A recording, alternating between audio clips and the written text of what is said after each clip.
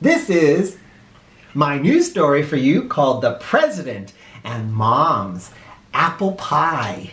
This was written by Michael Garland. What? One name. What does that tell you? I've taught you this many times over.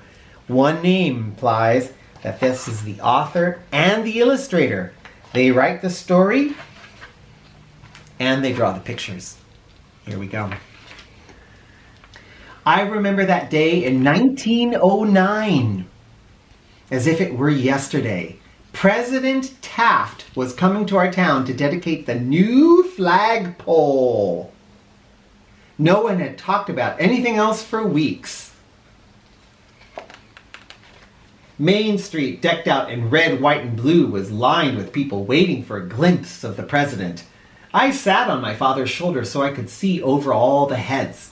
The firemen's band was playing Hail to the Chief. I cheered with the crowd when the train finally whooshed into the station. The train squealed to a halt and I couldn't believe our luck. The door slid open and in front of us, one man after another stepped down from the train. I didn't know any of them. Finally, another cheer rose from the crowd as William Howard Taft, the 27th President of the United States, filled the doorway. And I mean, filled. He could barely squeeze through the door, but he was very nimble as he hopped down the steps. By the way, William Howard Taft was the fattest president in our United States history. Supposedly got stuck in his bathtub once. As Mayor Jinks greeted the president, I slid down from my father's shoulders and jostled my way to the front.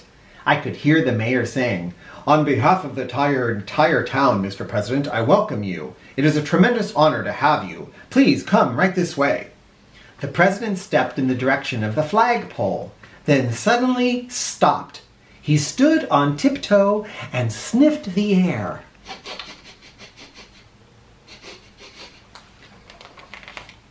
"What is that wonderful aroma?"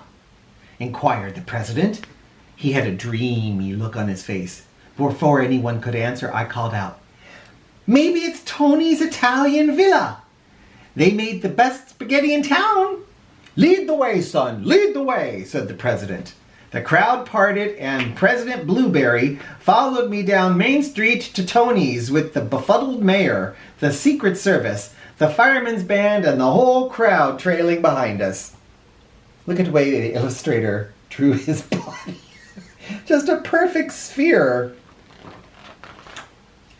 Tony was very surprised to see the president approaching. "How about some of that famous spaghetti I've heard so much about, Tony?" asked the president with a wink. "Coming right up, Mr. President," Tony said as he hurried toward the kitchen. President Taft sat down and dug into a giant plate of spaghetti.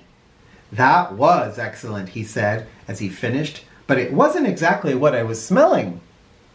"Could it be Big Ed's barbecue across the street?" I suggested. The president dashed across the street and ordered some of Big Ed's famous ribs.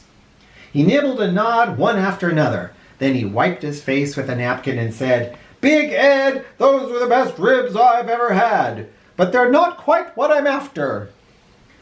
"Miss Wong's Hunan Palace is on the corner," I said. "They have great food." At Miss Wong's, the president polished off a dish of steamed vegetables. Oh, good for him. "Delicious! But I'm on the trail of something different," he said as he marched as he marched outside. "Mr. President, let's not forget about the flagpole," cried the mayor. We'll get to that later. First, I've got to find out what that beguiling scent is." This time, the president didn't wait for any more ideas from me. He took off running down the street. The firemen's band must have grown tired of playing Hail to the Chief because they switched to Camptown Races. That's another song. The president picked up speed as he followed his nose this way and that. The whole crowd trotted along right behind him. The president made a quick turn off Main Street onto Oak Street. 2 blocks on Oak Street led to a left turn on Maple Street. One block on Maple Street led to a right onto Acacia Avenue. Acacia Avenue? That's our street, Pop. The president is running down our street, I said as we jogged along. Such a crazy picture. The president skidded to a halt directly in front of our house. The crowd froze. The band stopped playing. We watched as he lifted his nose, closed his eyes, and slowly turned around. Like that. When he opened his eyes, he was looking toward our backyard. Now, what could be in the backyard that he's after that smells so great?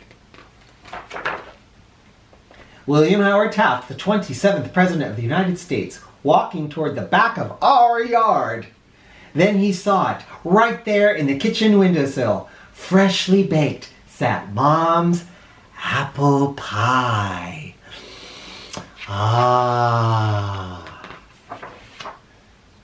As he picked up the pie, the president smiled. He held it high in his hand. He twirled in a circle like a ballerina. That's when Mom saw him. She screamed and fell backward onto the clothesline. Clothespins popped off in every direction. Socks, sheets, and shirts tumbled onto the lawn. The startled president lost his grip on the pie and it went sailing through the air.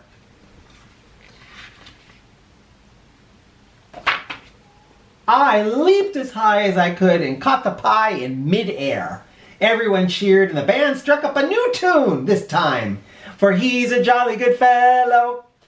Mom was so surprised that she couldn't speak. She just sat there, tangled in the clothesline, looking for the president, to the yard full of people, and back again. The president apologized for causing such a commotion and helped her to her feet. Ma'am, he asked politely, was it you who baked that lovely pie? It didn't take Mom too long to invite the president in for some pie, and he didn't take any time at all to accept. When he finished his pie, Mom cut him another slice. Oh, no. Oh, I couldn't, the president said, patting his stomach. He undid his vest button. Well, maybe just one more. Woo, could that man eat? The end. I love this book. Wasn't that fun? I hope you enjoyed learning something about William Howard Taft, the 27th President of the United States. Fattest president ever. See you later, guys.